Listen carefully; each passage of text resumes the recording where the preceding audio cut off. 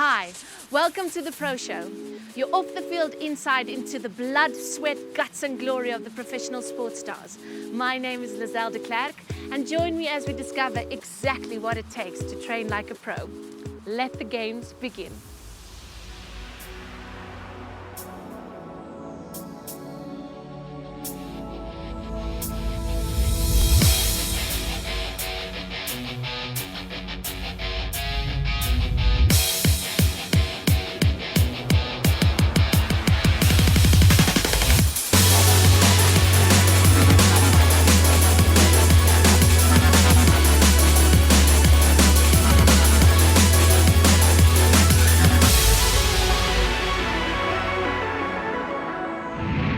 This week in the Pro Show, it's all about soccer as Mark Fish joins us, chatting about his career highlights. Then we join Mark in Mamelodi, sharing a drink and a conversation with Eddie Motale. Eddie also played for the Pirates and has the unofficial title of Mark's roommate back in the day. Afterwards, we give a visit to Gavin Hunt, coach for SuperSport United at Groenkloof Pretoria. And last but not least, it's your chance at home to send us your personal greats in the Play of the Week insert. So Mark, I know you get this all the time, but you're Italian, right? Far from. I used to look very Italian with the long and curly hair, but most people think I'm a coloured. Me, Benny, Brian, they put us in the same mold, but who cares? I'm South African. I'm whatever colour you want me to be. Okay, let's take you back. 1996 African Cup of Nations. Definitely a huge historical moment for South Africa and for South African soccer. Do you consider this as the highlight of your soccer career? It's definitely one of the highlights. I do think there was a period of 3, 4, 5 months in South African football that changed my life and obviously football in South Africa. 95, we won the African Champions League with the Orlando Pirates. We went in 96 to win the African Nations Cup, which was, was a dream come true.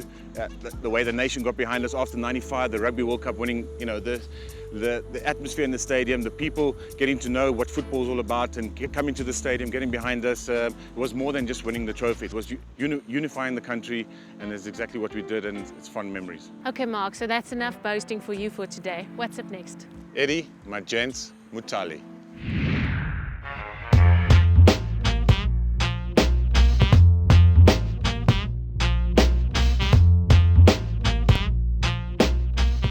My gents, how are you? I am super duper, my man. I was very fortunate to be your roommate with the Orlando Pirates and for the national team. Yeah. One thing that I would like to know is, and explain to the viewers, which is a story we heard, and I don't know if it's a myth or if it actually really did happen, is that when you were asked the one season when you and Jomo were arguing, or you had, I don't know, probably owed you money or probably had to give you money and didn't pay you, what did you do when you had to get your pictures to be registered for the Cosmos team? No, I would go doing this on the picture. So, and that picture you took like that as your registration picture and you handed it to Jomo? I was just trying to say, let me go, release me.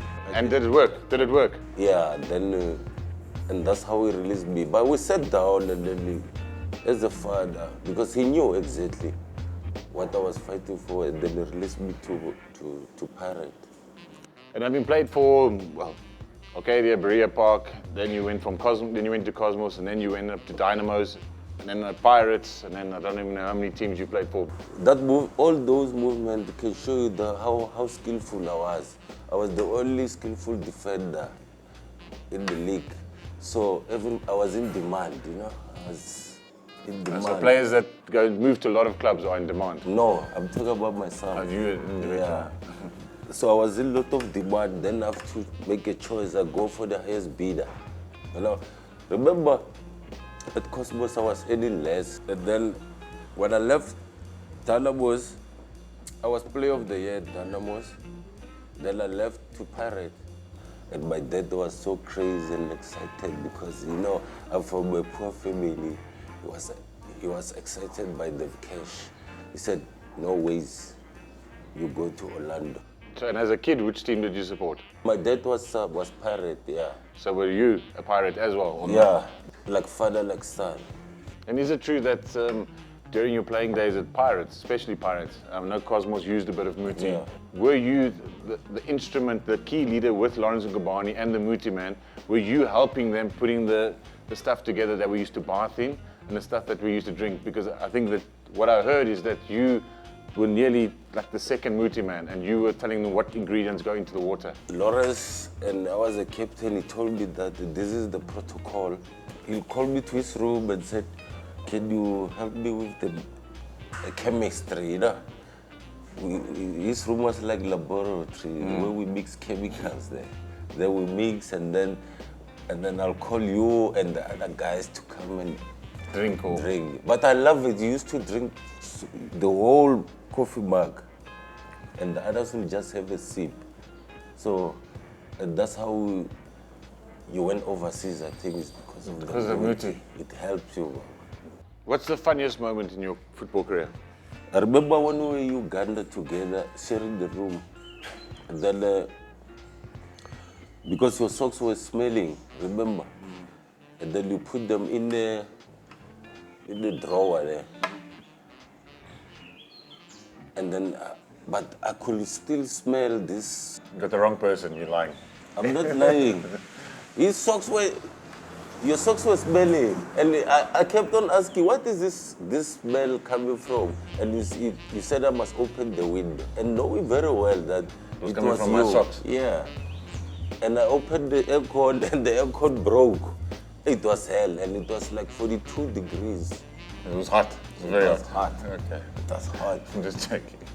Now I was in hell. Thanks very much, my friend. Thanks, man. Good seeing you as usual, and may this path of ours lead a long way for many, many more years to come. Yeah, we really had a good time. Don't worry, Mark, most of that interview was cut down anyway. And you could have fooled me, that's for sure. Next up is Gavin Hunt. We are going to join him as he takes us through some training techniques. We join him in Groencliffe, Pretoria. Hi, my name is Gavin Hunt, the SuperSport United coach. We're just going to do a basic training session, breaking it down from 11v11 down to a 1v1, and then building it up from 1v1s to 2v2s, 3v3s, and then trying to work in a shape, in a 4v4 shape, which is pretty much a defensive player, 2 midfield players and an attacking player. So we're going to try and do a little bit of drills of that. These you can do right from junior level, at school level, right up to professional level. Okay, there's a lot of coaching points that you can see here. You know, if the defenders don't get close enough, people are getting shots away. If the attackers are not moving the ball quick enough and not dropping the shoulder and working the size of the defender, you know, we can work on this, all the different aspects we can be working on in the 1v1. And let's see what we can do here. Play! Let's go.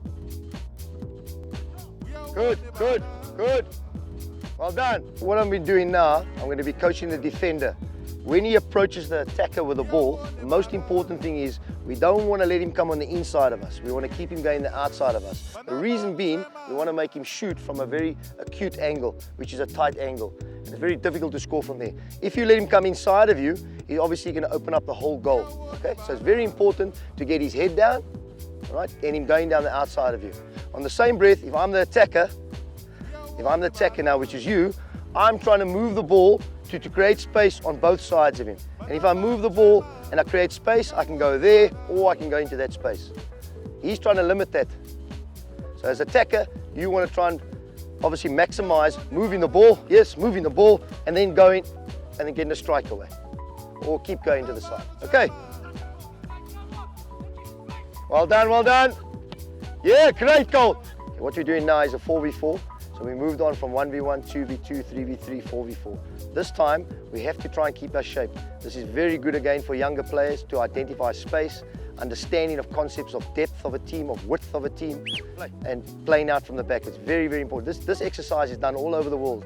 And I've seen it being done with young kids right up to senior level football again. Good goal, brilliant boy, great execution. So the diamond is very, very important. As soon as we get the ball at the back, if we're playing out this side, yes, you come shorty, come press me.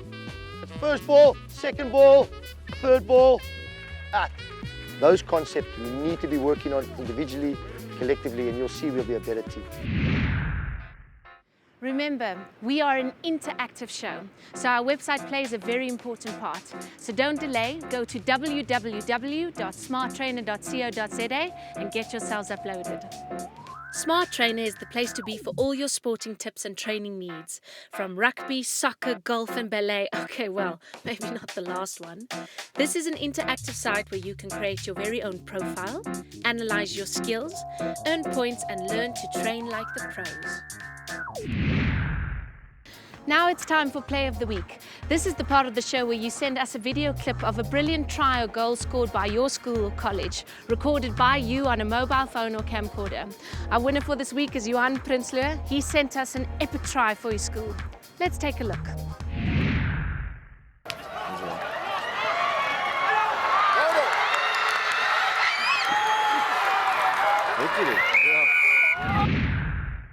Well done, Johan.